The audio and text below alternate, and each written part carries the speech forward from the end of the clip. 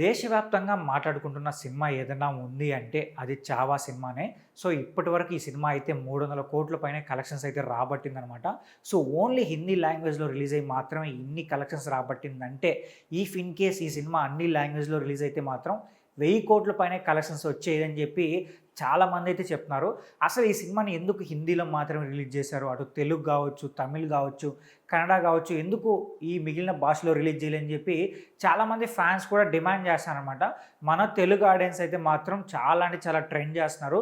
So, we want Telugu release అని చెప్పి ట్విట్టర్లో ఈ మూవీ గురించి అయితే ట్రెండ్ కూడా నడిపిస్తున్నారనమాట. మనకు తెలిసిందే కదా, మనకి ఏ భాష సినిమా అయినా నచ్చితే సరే ఆ సినిమాని బాగా ఎంకరేజ్ చేస్తాం. అలానే ఇప్పుడు 'చావా' సినిమాను కూడా బాగా అంటే బాగా ఎంకరేజ్ చేస్తున్నారు మన తెలుగు ఆడియన్స్. సో, ఇప్పుడు సోషల్ మీడియాలో ఒక క్రేజీ న్యూస్ అయితే బాగా సర్క్యులేట్ అవుతుంది. ఏంటంటే, ఈ సినిమాకి సంబంధించి తెలుగు వర్షన్‌ని రిలీజ్ చేయబోతున్నారంట. ఆ వర్షన్‌కి విక్కీ కౌశల్ క్యారెక్టర్‌కి ఎన్టీఆర్ గారు వాయిస్ ఇవ్వబోతున్నట్టు కూడా ఒక న్యూస్ అయితే ఉందన్నమాట. ఇన్ కేస్ ఈ న్యూస్ నిజమైతే మాత్రం రికార్డ్స్ అయితే బద్దలవుతాయి. ఖచ్చితంగా మన తెలుగు నుంచి ఈ సినిమాకి 100-150 కోట్ల వరకు కూడా కలెక్షన్స్ రావచ్చు.